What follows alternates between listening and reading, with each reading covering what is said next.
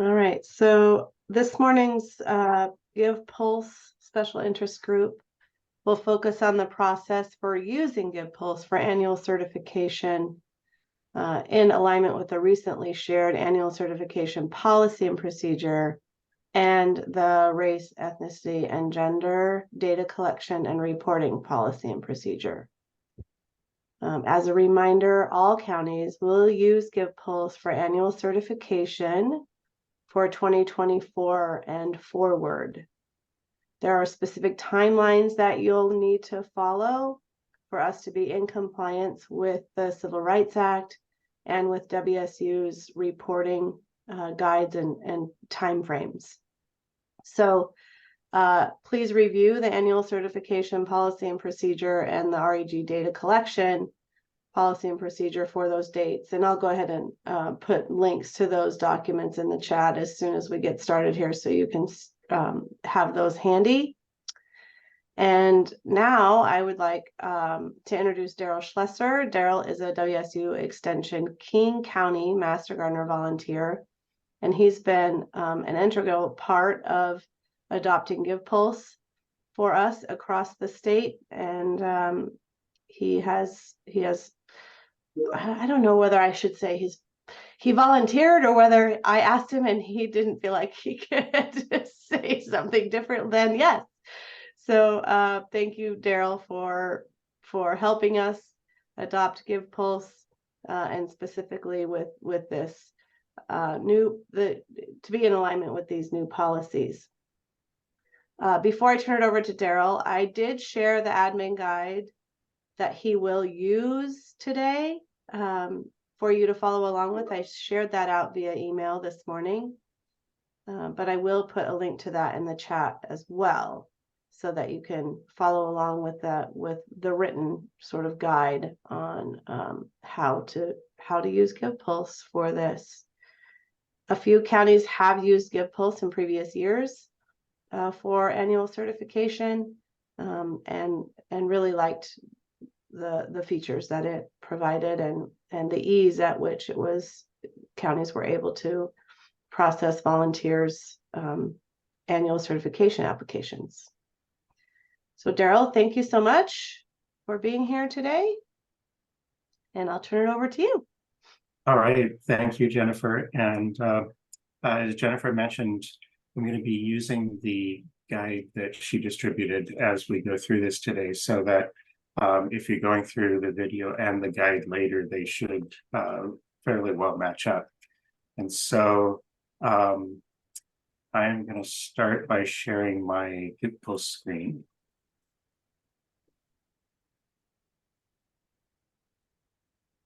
And you will all be working in your local county group. I'm actually going to be working in a test environment here because I don't want to do this in our live environment because I've already created our application in our live environment for King County.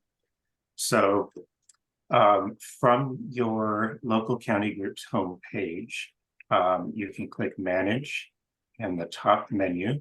And this is important, especially if you have more than one county that you support. Select the county for which you want to build the application. And here I'm going to select my test environment. And you'll go to the Manage screen for that county. From the Manage screen in the left-hand menu, select Surveys and Manage Surveys.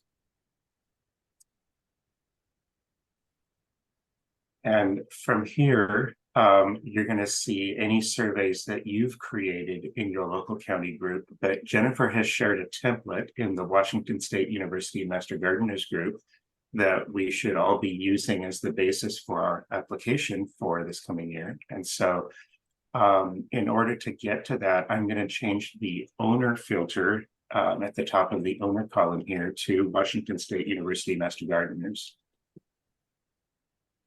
And it helps if I can type it.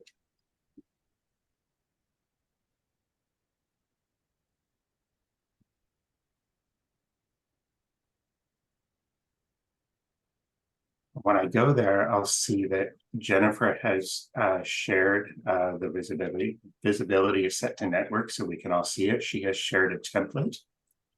And we're going to make a copy of that template, and the steps for making a copy are really important. So over here on the right-hand column in the actions column, I'm going to click the drop down and I'm going to choose duplicate. And when this pop-up window appears, it's critically important that we click the drop down here and select create copies of each field. If we reuse existing fields, we're all going to be sharing those same fields, and you'll be unhappy because you'll be updating each other's applications. So it's important to create copies of each field. And once you've confirmed that you've selected that, then you can click the confirm button. That's going to create a copy of the application in your environment. So this would be, in your view, your local county name. And then it's going to say editing, and it's going to have the name of the template that Jennifer has provided.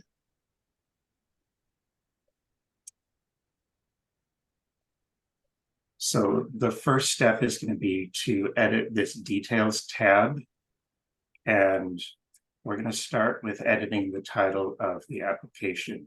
So you're going to insert your county name here, and you can see the title up here. It's WSU XXX County Master Gardener Application for 2024. And so for today, I'm going to be Test County. And once you've done that, then you can come down and you can edit the description. And this is going to be the introduction section for your application. And I'm going to do a little bit of adjustment here so we can see more of this on the screen, and you can do this as well as you work. You can drag the bottom of this view window down so that you see more of the content. And so what you'll see in the top section are some instructions and a reminder that if you did not select create copies of each field when you made the copy of this application, you'll need to delete your copy, and you'll need to go back and make a new copy using the create copies of each field selection. If you missed that step, there are instructions in the procedures document that Jennifer distributed for going back and deleting the copy that you made so that you can start over. So once I've read through these instructions, which also include guidance that we should not make any changes to the civil rights section of the introduction, I can actually delete just this top section, and that will enable me to begin working on the message from the program coordinator. You can edit the text that is in the bracketed symbols, but we ask that you don't edit this paragraph that introduces the demographic survey section. And we ask that you don't edit this civil rights section at all. Jennifer has worked with the Civil Rights Office at Washington State University to craft the language for this section. And so we want it to remain exactly the way that it is. The recommendation is that you use a brief introduction here so that we don't have too much content in this section before the application itself. But it is important that you have a brief welcome message from the program coordinator in the introduction to the application. And you can adjust service requirements information if you have requirements in your county over and above the requirements in the Master Gardener Handbook. Jennifer has also included some additional items here about the requirement to record hours and GivePulse at least monthly, the requirement for a background check every 3 years, and she's provided links to the pest management agreement, management recommendations agreement, I should say, and to the Master Gardener Program Handbook. So once you have made the edits that you want to make to the message from the program coordinator, you can scroll down to the bottom of this page and you can click save and continue. That will save your work and it will take you to the next tab. And before you leave this screen, whether you're moving forward to the next tab or going elsewhere in GivePulse, you'll want to click Save and Continue, because if you leave this screen, you'll lose the work that you've done in that screen. So that takes you to the Settings tab, and we're going to go through the settings in this tab. The first thing that you can change is the administrator name, because we're working with a copy of the template Jennifer created. She shows as the administrator right now, but we can change that, and you can put in your name as administrator. And then you can decide whether you want to receive email notifications every time someone submits an application. That's a choice that you'll make in your county, but here in King County with 616 volunteers, I choose not to receive those notifications because I can always go into GivePulse and see the applications that have come in. I'm going to change the visibility from network to private. Jennifer's copy is set to network visibility so that it can be shared with all of us. And that enables us to access it and make copies.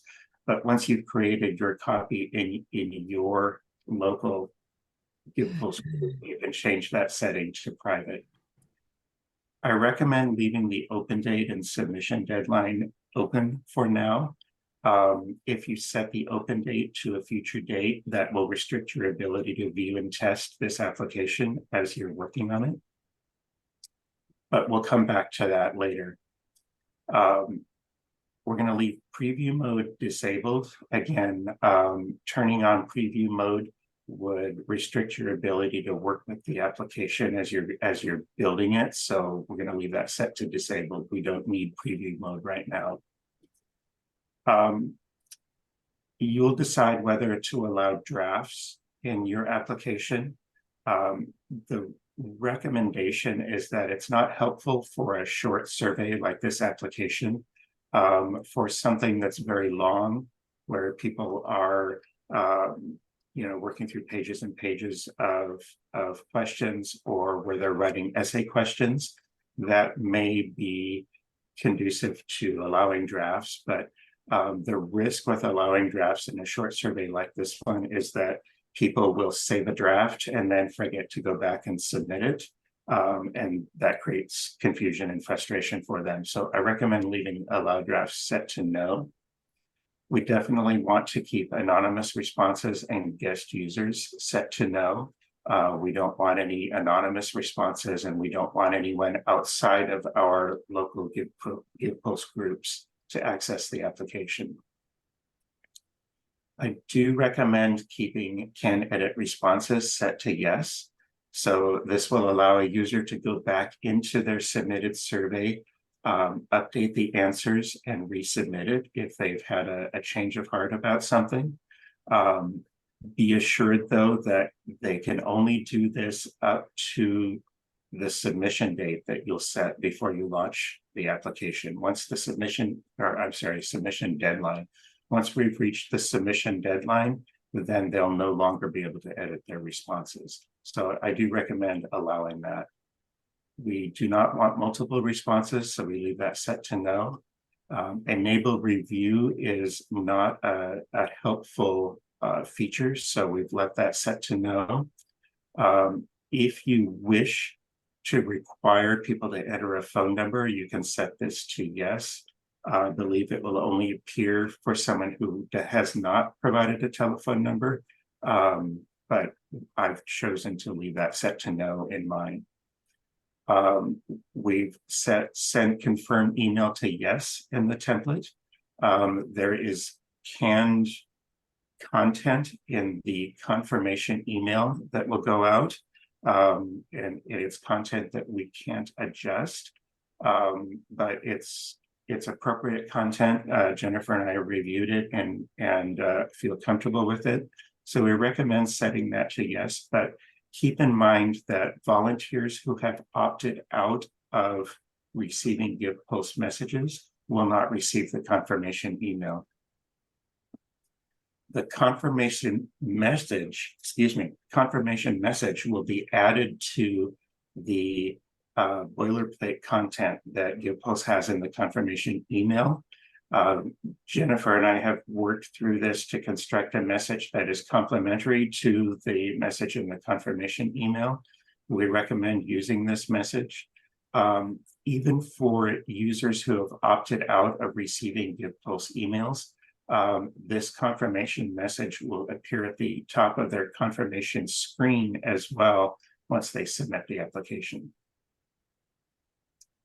So once you're happy with your settings, you can click Save and Continue. Keep in mind that you can always come back to this screen later in the process as well, but for now we're going to click Save and Continue, and we're going to move on to the Questions tab.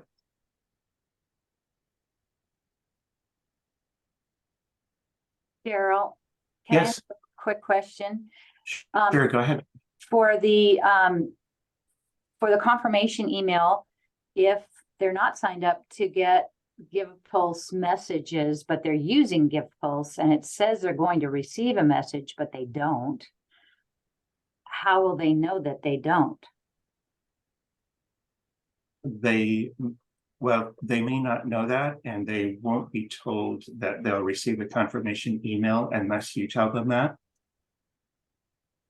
Oh, I see. Yeah. So if they're signed up for no confirmation email, that part won't be on that part won't be on their survey? We'll go back to that tab again. Okay. So these are settings. So these aren't things that appear on the survey. So you're choosing how your application will work. And in this case, I've chosen that this application I'm building will send confirmation emails to those people who have not opted out. And that opt-out selection is in their profile. So if they, as an individual user, go into their profile, they can edit that setting. It's not a setting that you can edit for them. But unless you tell them they'll receive a confirmation email, there isn't anything in the survey necessarily that will tell them they'll receive a confirmation email. So because there are people who won't receive the confirmation email, we've crafted this additional confirmation message, and this message, the confirmation message, will appear at the top of the confirmation screen in GivePulse when they submit their survey. Okay. Oh, damn it. Does that answer your question, Patty? I think so. It just says you will receive a follow-up communication in this confirmation message. Yes. So if they've opted out, I just don't know how they're supposed to receive a follow-up confirmation. They'll receive a follow-up confirmation from you in the program office about the status of their application, letting them know whether they've been recertified for the coming year or not. I see. Okay. Yeah. Okay. Gotcha. Thank you. All right.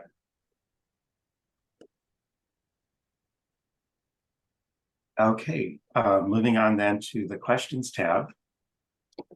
This is where you'll see the actual questions that will appear in the survey. And again, we're asking that you please do not change the demographic survey header or the 3 demographic survey questions. Those have been constructed with the WSU Civil Rights Office. And so we want to leave those exactly as they are. So if we scroll down past those, we come to the application section. And so I'm going to talk for just a moment about how you can edit a question header or a question, because there are a couple here that you'll need to edit, and I'm going to scroll directly to those to start with. So to edit a question header or a question, hover over it with your cursor and you'll get these 2 icons in the corner. So if you click the edit icon, that will enable you to edit that item, and you can't edit up here, but you can edit down here in the label and help text fields. And in this particular header, you'll want to insert the email address for your program office. And so that's the help text. So I'm down here in the help text field and I'm going to scroll until I get to that. And I'm just going to update this.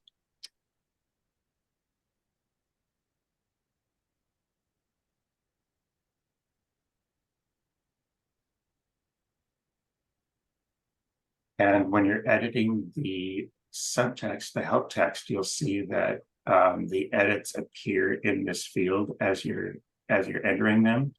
And so when I'm done with that, I can just click this close button and I can move on to the question. And again, the same thing. I can edit by going to this edit icon. And then in this one, I want to insert my county name. And in this particular instance, I am in Test County. And I will go down here and click close, and I can see that I've made my edits. If for any reason you make edits and you don't see them appear immediately, you can simply come here and click the save button. Don't click save and invite, but click save.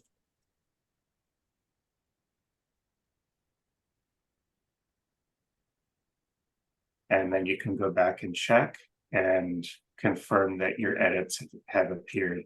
These are the two that you'll definitely need to edit because you'll need to insert your county email address and you'll need to insert your county name for this particular set.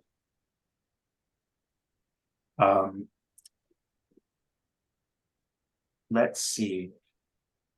If you need to add a question, so if you have additional information you're gathering in your county, or if you have additional requirements, you can add a question by dragging a question type from the menu on the right-hand side. And then you can just drag it to where you want it to appear in the application. So just as an example, if I want to add a radio list question, I can grab the radio list group here, drag it over and put it where I want it to appear. And then I can begin editing that. So I can give this a label. And I can give it some help text.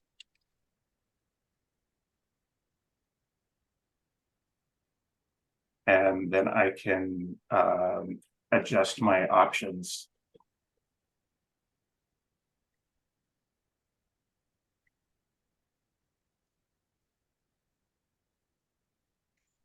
When I'm done editing the content, I want to look at the whether the question is required or not. And if you look at some of the questions that we know are required in the survey, you'll see a red asterisk to the left of the question.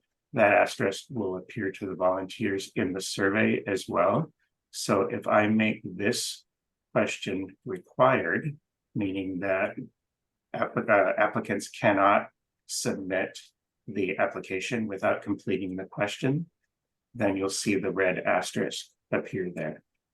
And the answer type in this case, we want to be a single answer. We don't want multiple responses for this question.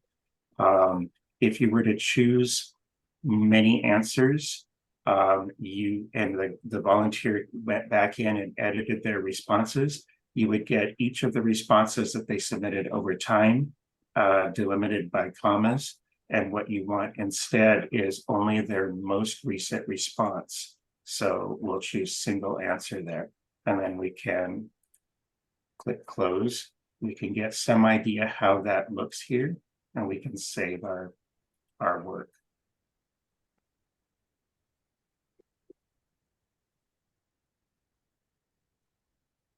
If you choose to edit this section at the bottom and customize it for your county, please don't change the non-discrimination disclosure at the bottom.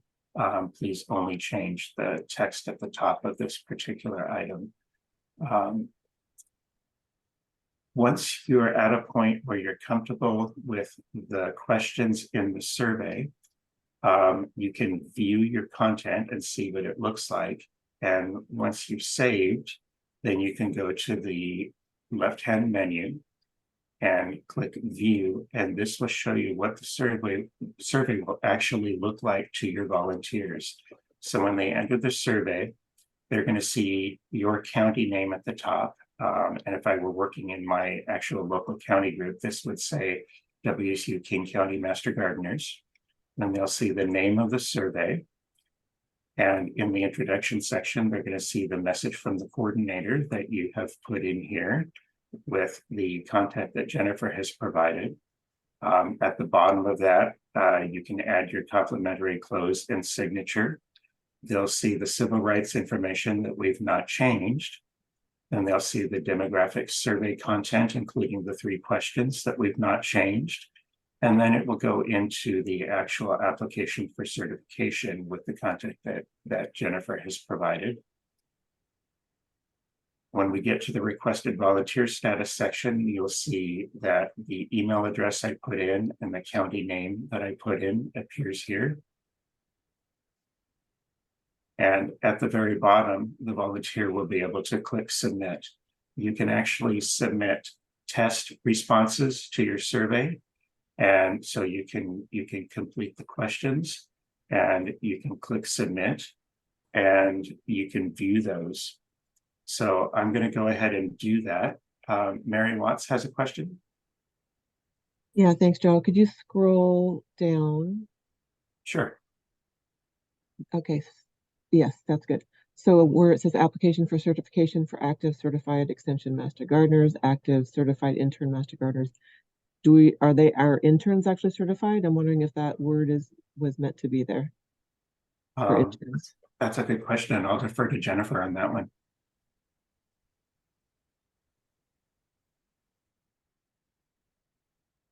So where does it say active certified intern?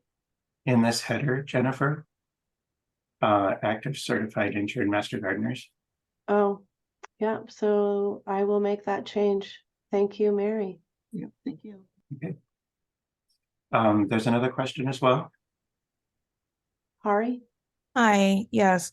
So for the section where you were talking about adding another question field, and you said that we should leave that on single for the response, does that give them the options to pick multiple options still in the radio list? It does. Those are 2 separate things, and I'm going to go Okay. to the survey here, and we'll cover that really quickly. So we'll go to surveys, manage surveys, and if you need to get back to your survey again later to continue working on it, this is how you'll do it. We have set the owner here to WSU King County Master Gardeners. So I'm sorry, to Washington State University Master Gardeners. So I need to set it back to my local group. Let's see. Bear with me for a second here. There we go. We had set this to Washington State University Master Gardeners. So I would want to make sure I set this back to my local group. And then I can see the survey that I just created. Here's today's date. So this is the copy that I just created. Click the name of the survey. And then I can click edit in my left menu. And I can go back to the questions tab.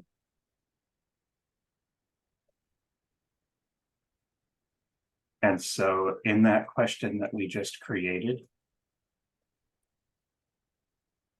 because this is a radio list question, it will automatically only allow one choice to be selected. That's how radio lists work. The answer type is something a little different. So if a respondent went into the survey, selected selection A and submitted their survey, and then they come back later to edit their survey and change their mind to selection C. If you had selected multiple or many answers here, what you would get in your survey results is selection A, comma, selection C. And you don't really want that. You want to know what their most recent selection was. And so by selecting single answer, which updates the previous response, then you will get only their most recent choice, which was selection C, when you get your survey results. Does that help? Yes. So if I want a question where they can select multiple responses, then I would do the drop down instead of the radio. Is that what I'm understanding? Yes, if you want them to be able to select multiple items, you can use this drop down multi-select.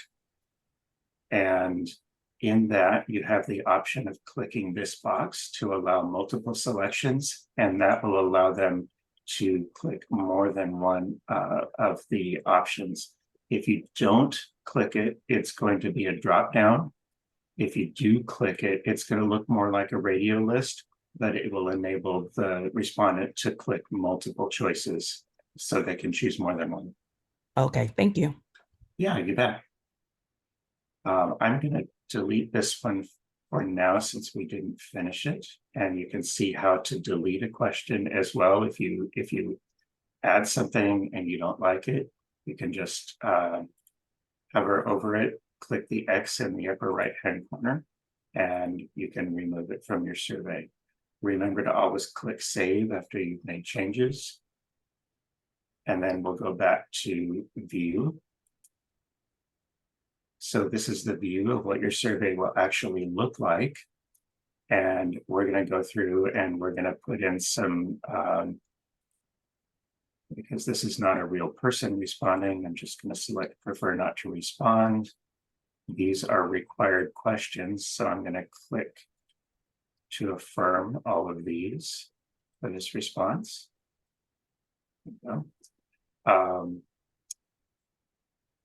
This is a radio list question, so I can click one only. And this also was a radio list question, so I can click one only. And I'm going to click submit. So this is the confirmation screen. And so on the confirmation screen at the very top, you'll see your county name. This would read WSU King County Master Gardeners, for example. Then you'll see the name of the application. You'll see the confirmation message, and this is the message that will appear on the confirmation screen, even for people who don't get the email. And then you'll see all of the questions and all of the responses for the survey. At the upper right, the respondent will have a blue actions button, and that will give them two drop-down choices. They can print their confirmation to PDF to save it for their own records, or they can click edit responses, and that will take them right back into the survey, and they can go through and they can make changes to their application, and then they can click update to submit it again, and they'll get a new confirmation screen reflecting their new choices. Daryl, this is Craig. On the question about completed hours to be eligible for 2024, it's not a yes, no, it's just a checkbox. So is the intent there to just ensure that only people that have completed their hours are submitting survey? Yeah, we'll call it an attest. We're asking people to attest that they have in fact completed their hours, but Jennifer has provided language here in the header as well. Please complete each of the following application for certification requirements before submitting this application. So it's an opportunity to encourage people to ensure that they've done these things prior to submitting the application. So it's one last prompt for your volunteers to put their hours into GivePulse as well if necessary. Thank you. Daryl, I have a quick, this is Kitty. Just quickly, On the requested volunteer status for 2024, it says if you wish to change from inactive to active, blah, blah, blah. So is this going out to the inactive people also? It could. It really depends on the county. In the larger counties, this will go to every volunteer on the in GivePulse. And is that some setting that we choose in GivePulse? It is going to go to all of the people in your active roster in GivePulse. We'll talk about how to send the application out or to send the link out. But one of the options is to send it through GivePulse. So we'll talk about who it will go to when we get to that section. Thank you. But you also have the opportunity to send a link to a distribution list of your choosing. But you may have volunteers who are on a leave of absence in 2023, and you would want to send it to them and give them the opportunity to return to active status as well. Thank you. And there was another question, Mary? Thank you. Could you scroll up just 1 inch or so? This one? Yes, perfect. Yep. So the first one, I have completed my required hours to be eligible in 2024. So last year, here in Snohomish, I think we changed that wording to say, I have completed my required hours to be eligible for 2023 for last year and have entered them into GivePulse.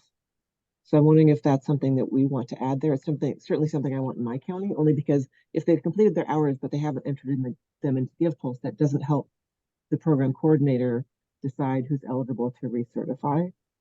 Anyway, that's my preference. I'll change it here, regardless of what. Anyway, so that's just an idea. And Jennifer, I'll defer to you on that one, but I'll mention that we've changed this one slightly in King County too, which is to say, I have completed my required hours for 2023. Oh yeah, okay. Yeah, the way that it's written here is the way that it's been written on the application. The application for recertification for many years.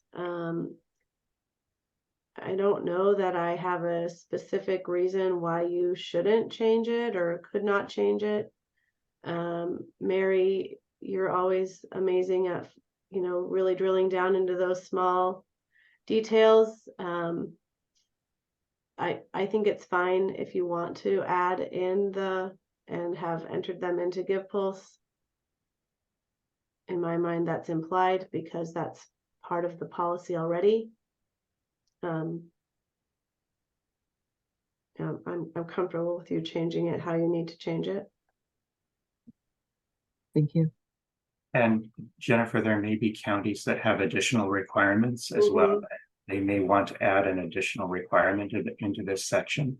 Right. I'm going to see if I can get it to take me back to edit here.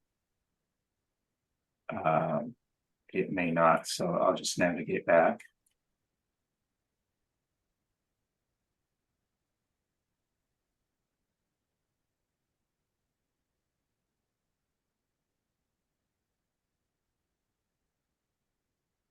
Yeah. Mary, go ahead.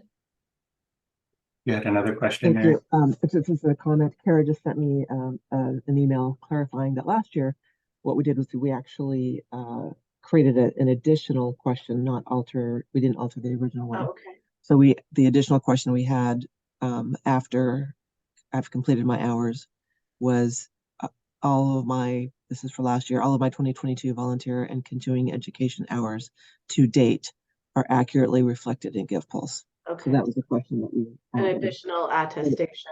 An Okay. additional attestation. And so the way that Mary and Kara would have done that would be to grab a checkbox question from the menu here and drag it down here and place it where you want it, and put in your text for your question and your subtext. And Mary, I'm guessing you made that a required question. And again, we would want to change that to single answer.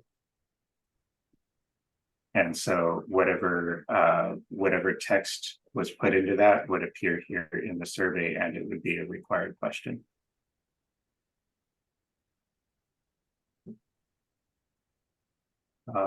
I don't see any other questions at the moment. So I'm going to move on to one other way of testing the survey. And then I'm going to talk about how to delete your test responses, because you'll want to delete those before you launch your survey. So if we go back to the dashboard for this survey, you'll see here a shareable link. And so one of the ways that you can invite people to take your survey is by sending them a link to it. And so if you just click this, it'll copy it to your clipboard, and then you can paste it into an email or wherever you need to paste it. And so that's a really easy way of sharing it. That's also an easy way for you to test it, because you can copy that link, paste it into another browser window, and go to that link, so you can experience accessing the survey the way that your volunteers will access it. Before we go further though, I want to, since we're on this screen, this is also where you'll see responses to the survey. And you can see that the response we submitted a few minutes ago, and you'll see it was also created at 9:33 and submitted at 9:34, because we went back in and edited the response as well. If I want to delete that test response, I can just come to the actions drop down here, click delete, and that's it, it's gone. So you can clear all of your test responses before you launch your survey, because you don't want your test responses in your final survey results with the responses from your volunteers. Okay. Now we'll talk about preparing to launch your survey. Once you've got your survey content the way you want it, you can go back into edit here, and we'll go to the settings tab.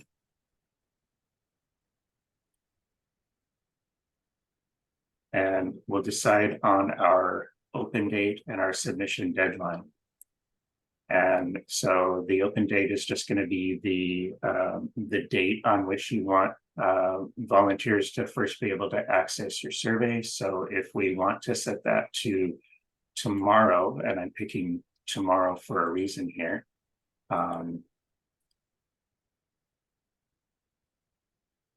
Then let's say that we want our survey deadline for this particular survey to be Friday at 9 p.m. Now that I've set those, I'm going to come down to the bottom and I'm going to click save. And the reason I have chosen tomorrow as the open date on this is that I wanted to be able to show you what happens if a volunteer tries to access the survey before the open date or after the submission deadline, and they're going to get the same response either way. And we can see that by just clicking view.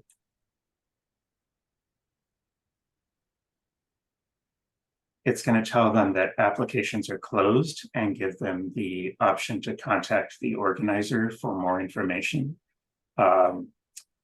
And if they click contact, it's going to take them to a message screen so that they can send a message to the primary administrator. If this was a county WCU Master Gardener group, the primary administrator would be the program coordinator, and this message would go to the program coordinator if a volunteer were to send it. In this case, it's my test environment, so it would go to me, but this will enable the volunteers to contact you if they have tried to access the survey and it's closed and they need to talk to you about it. So I'm going to go back again to the survey.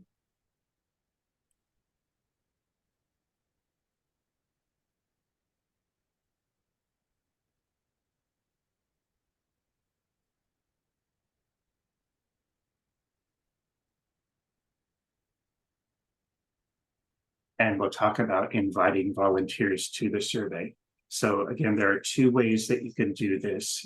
You can click here and that will copy that link to your dashboard. You can put that link into an email that you send out to the volunteers whom you wish to have complete the survey. The other way is that you can actually send the invitation through GivePulse. There are pros and cons. The pro for sending the shareable link in an email from your email system is that you can provide additional messaging and instructions in that email to your volunteers. And it allows you to control which members of your group receive the invitation. It does not enable you to look in the survey and see who has not yet responded easily, but there's another way to do that, and we'll look at that a little bit further along here. The other option is to send the invitation through GivePulse. The pros for that are that it allows you to track non-responders in the survey itself. The con is that it doesn't allow you to send any custom messaging with the invitation. It's just going to be GivePulse boilerplate in the invitation. So we've looked at how to obtain the shareable link to put into an email. Let's talk about how to send that invitation through GivePulse.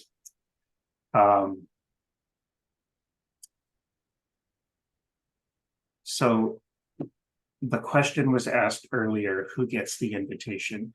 If you send the invitation through GivePulse, it's going to go to all of the users in your group who are in your active group. So if I go back to manage users in this group, there are only going to be 4 of us, I think, who are in my technology test team. But those users will be the ones who receive the applications.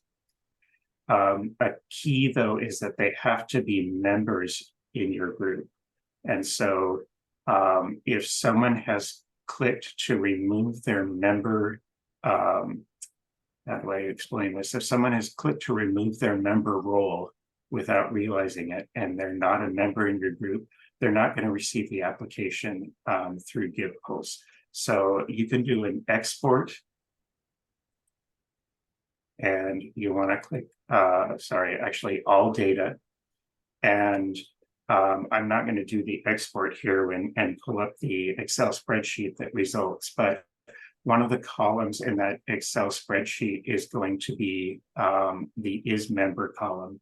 And you'll want to check that is member column to make sure that all of the active users in your group have a yes in that is member field.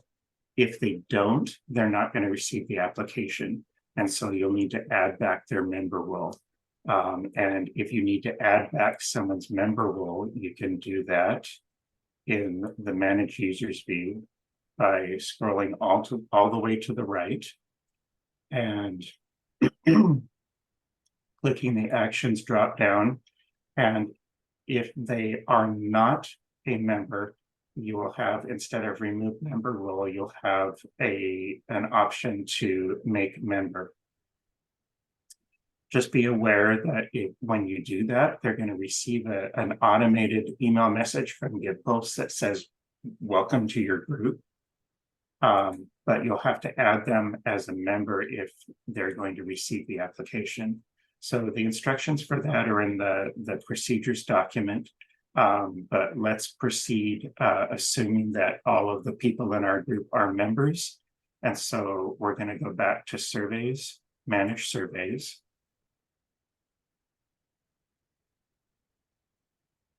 We're going to find our application.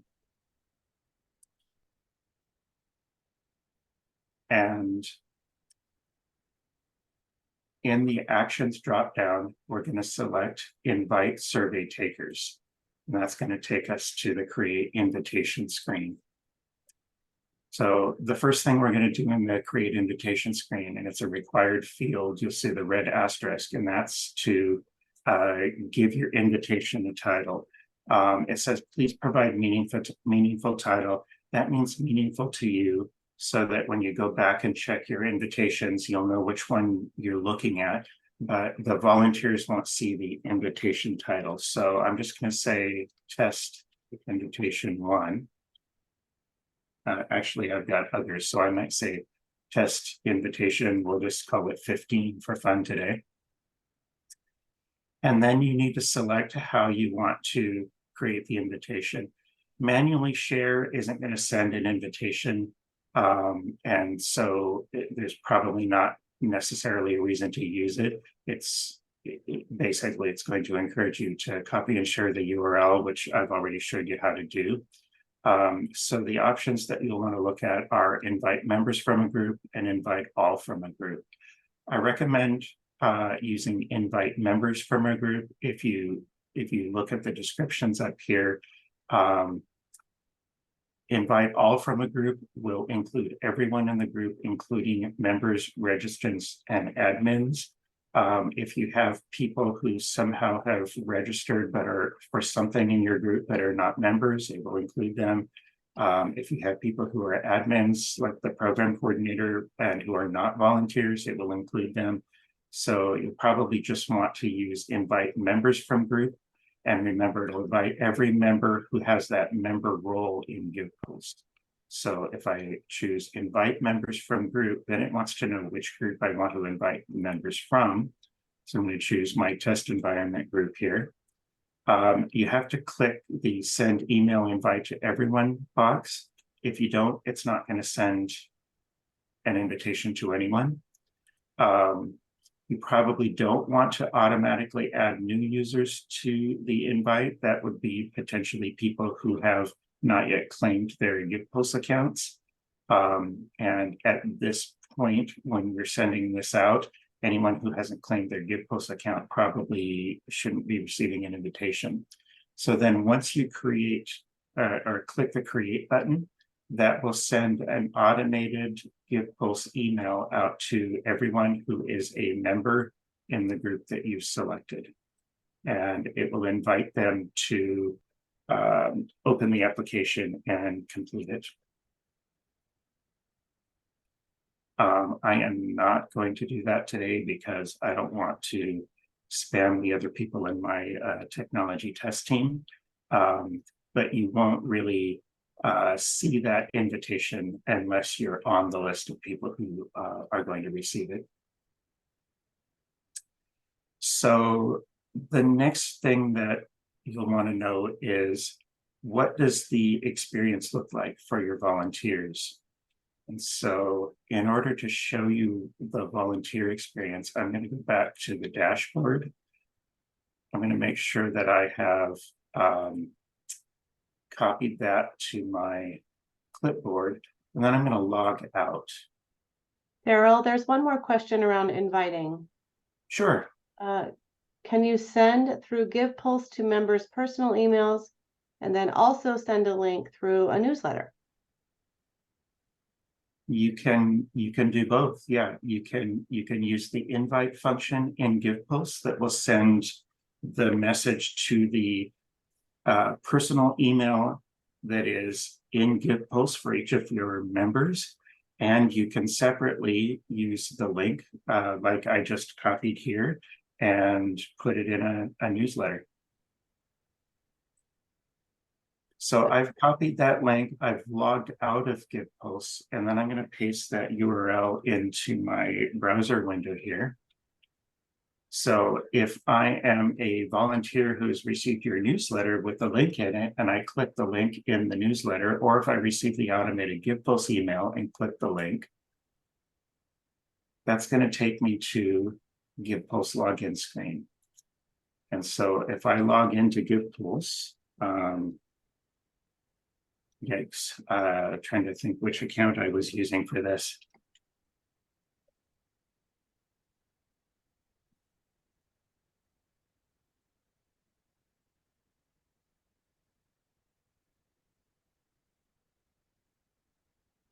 once I put in my volunteer login, it is going to take me into the application. And I apologize, I forgot that we set the start date to tomorrow. So instead of seeing the application, I'm getting this window, so I can actually show you what that would look like if we.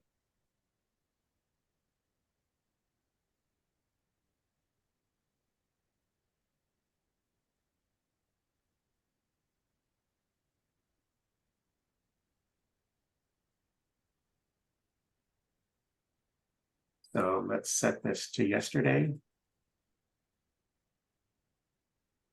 So now I've changed the start date of the application to yesterday.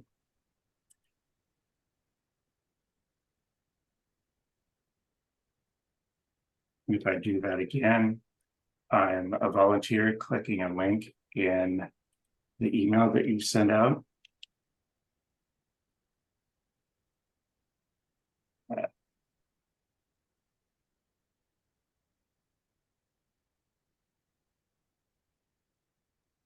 It takes me directly into the application. The nice thing about this is that it doesn't require any navigation in GivePulse, and that is the thing that has been really challenging for a lot of our volunteers. They get lost in the navigation, trying to get to the places that they need to enter their hours, etc. So with these surveys, when they click the link that you provide them, whether it's one you sent in an email yourself or whether it's one you've had sent via GivePulse, it gives them the login page. They put in their user ID and password, and then they're in the application, and they can go through and complete it and submit their application.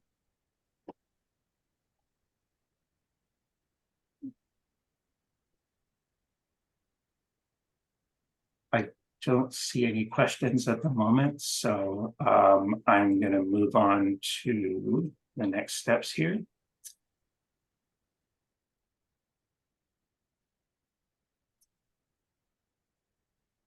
Let's see, I'm going to talk just briefly about deadline exceptions. So if you set a deadline for your application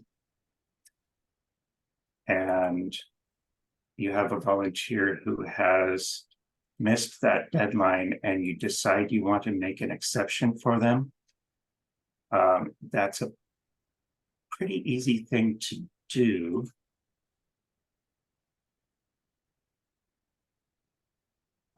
You can open your application, go into edit and go to the settings tab. And so if this deadline had been set to yesterday and you want to make an exception and allow someone to submit their application today, let's assume that was set to the 19th, we could change it to today. And if you've made an arrangement with them to go in right now, you could give them a half an hour to do that. And you could set this to, you'd set it to 10:30 a.m. And so that would reopen the application for another half hour. And you simply go down here and click save and advise the volunteer that they now have a half hour to submit their application. At the end of that half hour, though, that application is going to close again and they will not be able to access it. So they'll need to go in when you've instructed them to do so. So now we can talk about viewing survey responses. I've already showed you the screen where we had a survey response. If we go ahead and quickly submit another survey response so that we have something to work with, I'm going to take you back into where you can view those responses. So if we go to, again, surveys, manage surveys, open your survey. That takes you to your survey dashboard. And here you see the response that I just submitted. You can use configure layout to change which of your survey questions you see on this screen, but you can also just use the actions dropdown and you can export your responses. And when you do that, you can choose just the visible columns that were on your screen or all data, which will give you all of the survey questions and responses, and which is probably what you're going to want. If you have a multi-select field and someone was asking how to allow someone to choose more than one option, so if you have a field where people were able to choose more than one option, you can choose how you see those. And depending on what you're going to do with that data, you may want them in one field separated with commas, or you may want them to be broken out into separate columns. You may not want a duplicate row for each value, but you'll decide that based on what kind of multi-select or drop-down question you added. And you can also choose to include all invitees in export. If you sent the invitation through GivePulse, that will show you who has not responded as well. And so you'll get all of the names, and the people who have not responded will just have a blank row. And then you can click export. You'll get the CSV file with all of your data in it. If you have chosen not to send the application through GivePulse, and if you preferred instead to copy the link and send it in an email, there is another way that you can see who has not yet responded. It's fairly easy to do, so I'm going to walk you through that quickly. So in this particular instance, what I want to do is I'm going to go to my I'm going to manage users for this particular group.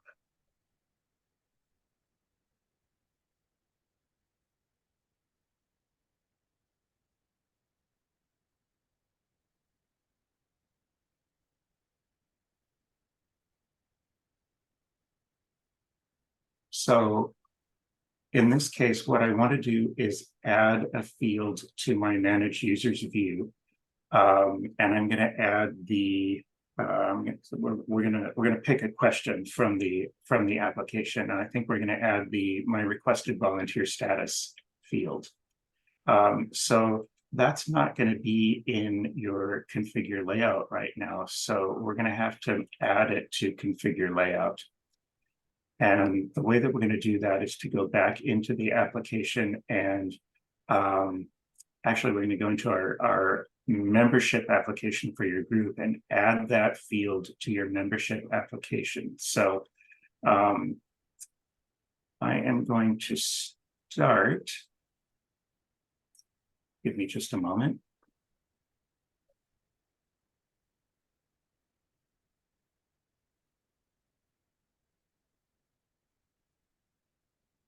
So I'm going to start by going to customize. And from the customize dropdown, I'm going to click users. And that's going to give me an option to see the membership application for this particular group, which is test environment, KCMG. You're going to be looking at the membership application for your county. And you should not see any questions in your membership application, but we're going to add one.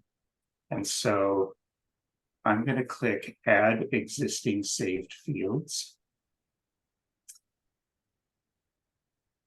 And let's see. Bear with me a moment. I am going to actually go to the survey. Apologies for the back and forth here, but we're going to find the question we want to add, and then we're going to copy that question. That's going to make this a lot easier. So if you recall, we edited this question, my requested status, in the WC extension Test County Master Gardener Program for 2024 is. And whoops, I want to do that. I'm going to copy that question.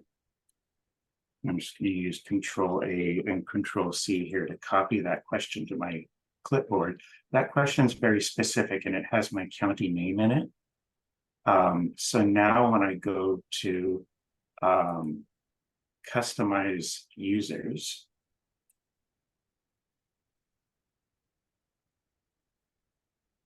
and look at my membership application,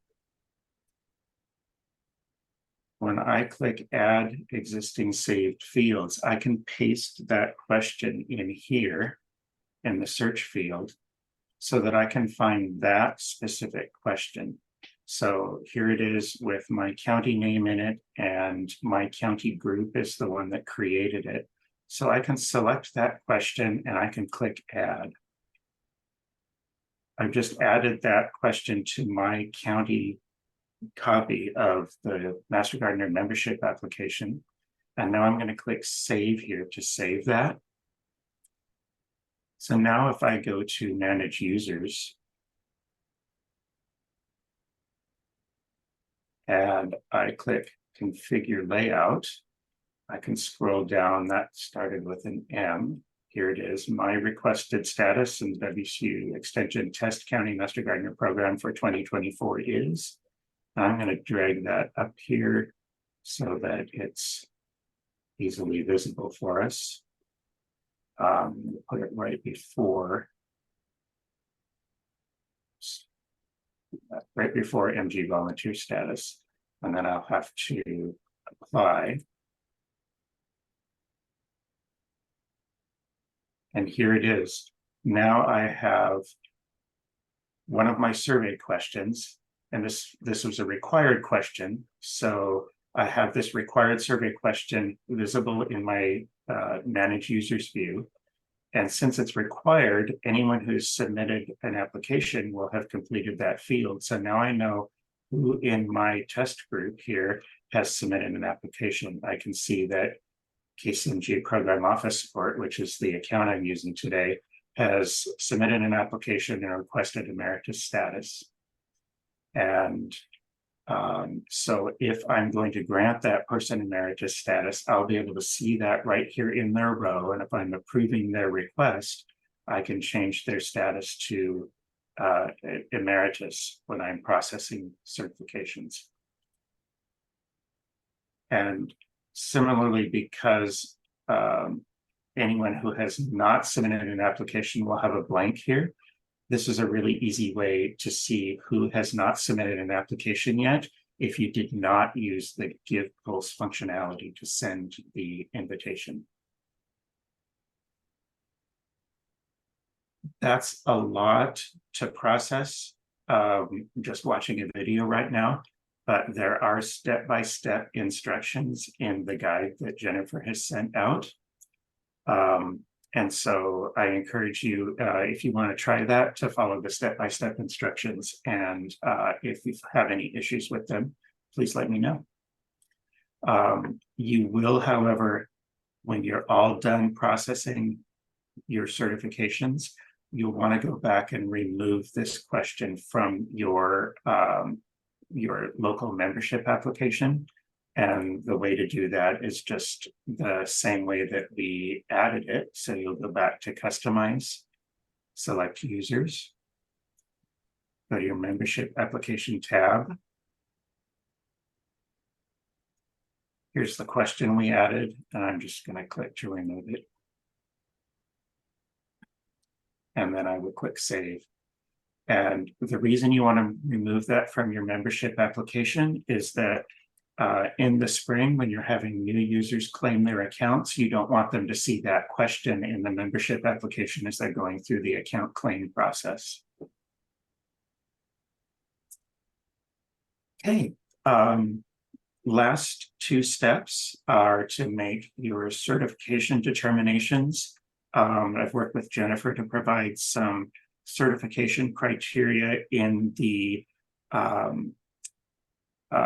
document that she sent out, both for certifications and for emeritus status. You may have additional certification requirements in your county. Maybe there's a class that you required people to complete, or maybe you required hours in a specific area. So you'll know what your county requirements are. And then you'll want to document your certifications in GivePulse. So I'll talk briefly about how we're going to do that. I'm going to go back to manage users. And one of the things that you'll want to add to your manage users view is the recertification year admin field. So I'm going to go into configure layout. And I'm going to find that. And we want the one with the asterisk, and I've included the asterisk in the instructions as well. So we're going to move that up to where we can see it in manage users.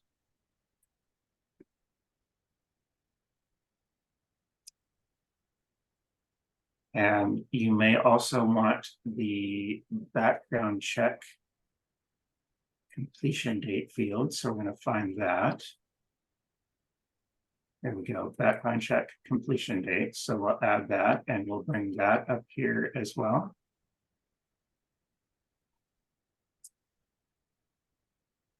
And then I'm going to save those changes.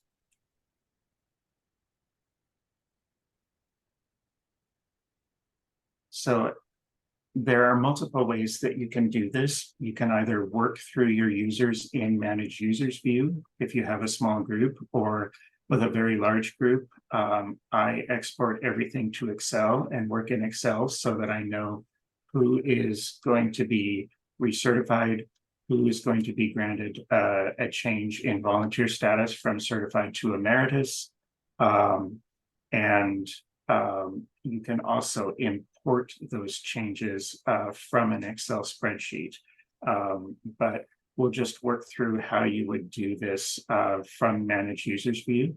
So if I know that in this case, I'm going to be recertified, I can update my certification date. If I've approved myself for certification, Jennifer and Sarah, close your ears on that.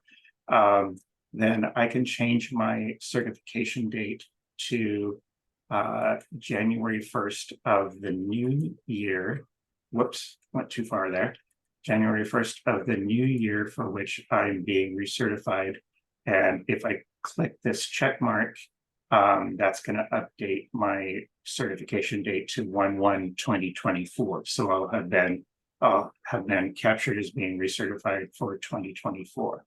I'm not actually going to do that here today, but if I'm due for a background check, which I am, and I've completed that background check, I can also enter the new date of my background check, and I can change the year to 2023, and I can change the date on which that was done, and click select, and that will update my background check date. So for existing certified and emeritus master gardeners, the fields that you're going to want to look at are recertification year and background check if it was due. For your first time certifiers, so your current year master gardener interns, you will also, if they're being certified, you'll want to change their volunteer status from from intern to certified. And if you're granting emeritus status, of course, you can make that change here as well. If you have volunteers who have not applied or who have not earned certification, you can add a note in the volunteer's profile documenting why they were not certified. You may need that to refer back to later. And you'll want to capture what their current status was before you change them to inactive. So if I were to, let's use my test account here. If I were just to click the name, if I scroll all the way to the bottom here, I can click here to add a note. And I can put in a subject and a note here, and I can document why this person was not certified for 2024. And that will capture that for review later if there's ever any question about it. Once I've made that note, and in that note, I'm going to make sure that I say changed from, for example, certified to inactive, so that I know what their status was before I changed them to inactive. Then I can go back to the users list here and I can change that person from, I can change that person from whatever their status was to inactive. And once I've changed them to inactive, I'm going to add the archived tag, and I've selected the checkbox here. I'm going to go over here and whoops, sorry, wrong one, bulk actions, tag records. I'm going to type archived, select that, and click the tag button. That will add the archived tag to that user. And once I've added the archived tag, then I can go here and, whoops, there it is at the bottom, archive member. And that will move them from my active list to my archived list. When you're doing that, if you're moving someone to archived, we do not want to change their last certification year. So if I were archiving this person, we would want to leave the record that the last year they certified was for 2023. So I would not clear that out. But I would also not change it to 2024 because they've not recertified. So when we go to look at that person in the archive, we can see the last year for which they certified was 2023. Okay. That was a lot, and we're about a quarter after the hour. I see 22 items in chat, but I've not been able to see what those are. Jennifer, is there anything I need to address? So not directly. There's a couple of things that I think could benefit from a little bit of conversation. Sure. So one question that came in earlier on, if a respondent says they have met the requirements for certification, but in reality they have not, how long do they have to rectify the hours? So, and I responded with, it kind of depends. So the deadline that we have for reapplication or application for certification is November 30 of each year. Now, I am very aware that some volunteers wait until the last minute to get all of their hours entered into GivePulse. Ideally, they'd be entering them according to policy on a monthly basis, but I know that doesn't always happen. And so, you know, we do what we can to support the volunteer success in our program. So I think as long as they have entered the time to earn the certification, whatever those requirements are in your county, meeting the minimum state requirements, but then if you have additional county requirements, as long as they have their hours in by November 30, I think that's acceptable for you to, grant them certification, even if they haven't yet met the requirements when they submitted the application. But it will be on the program coordinator to be communicating on a regular basis with that volunteer to make sure that they do understand that they haven't actually met the requirements, and work with them to come up with a remedy so that they can meet the requirements. Does that help, Mark?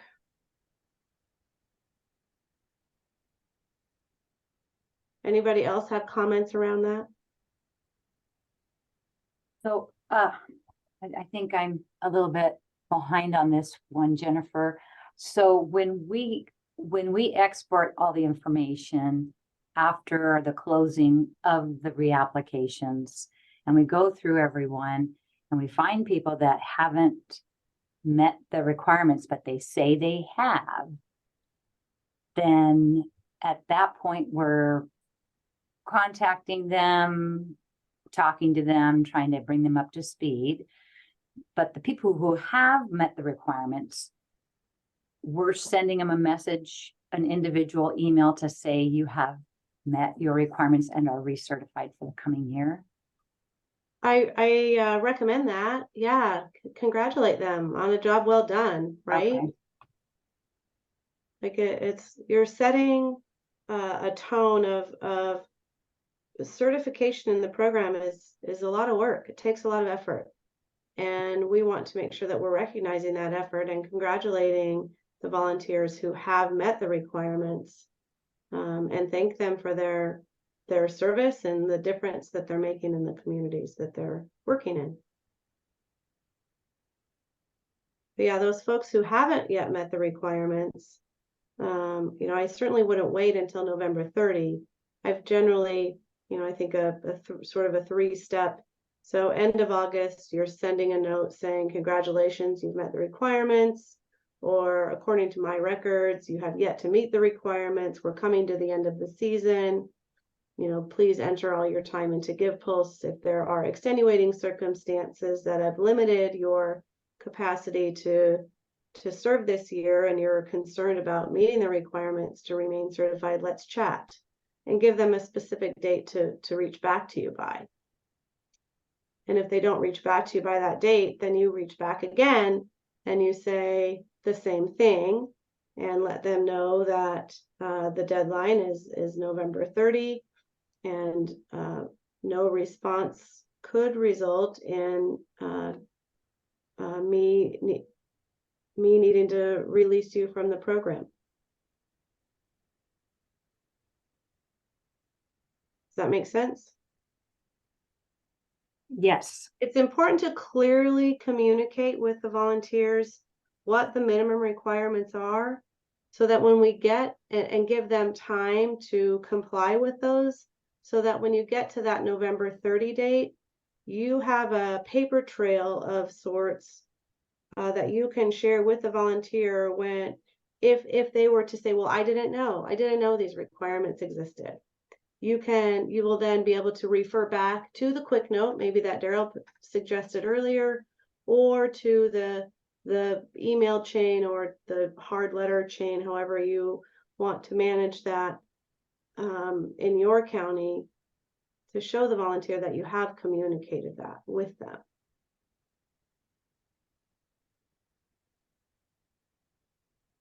Okay, and then there was another question about what are the best questions to add to the survey. So in Pierce County, they add the Master Gardener Foundation membership question, and that's fine. If the foundation doesn't manage that, it is required by state law that we give volunteers an option, or they must opt in to the foundation every year. It cannot be automatic. And so I think it's completely acceptable for that question to be added into this certification application survey. So that's one step, and that'll make it easier for the volunteers and easier for the program and the foundation together. And then another, so I think if you don't do that in your counties, go ahead and add that question. But some counties, the foundation manages that separately. In the documents that I sent out, there is a bullet point about that. And then also some counties put in questions about volunteer, you know, the interest in volunteering in different projects. In King County, they do plant clinics and demo gardens. Any other types of questions that people add that they have found helpful?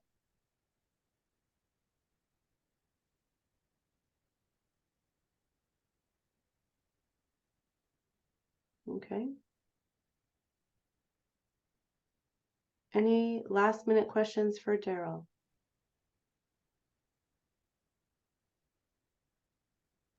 I will say that was a lot to cover in this session. Absolutely. So if you need the instructions, please refer to the written procedural instructions. Those will take you through every piece of what we covered step by step. And those are on Teams, Daryl? Jennifer, are those posted in Teams yet? Not yet. I wanted to make sure that if there were any changes from today's discussion, that those could get changed before I uploaded them to Teams, but I will put them on Teams. This is also being recorded, so I'll upload it to our YouTube GivePulse admin YouTube page and share that link out too with all program coordinators. And please feel free as coordinators to share it with the volunteer admins in your counties who are supporting this effort.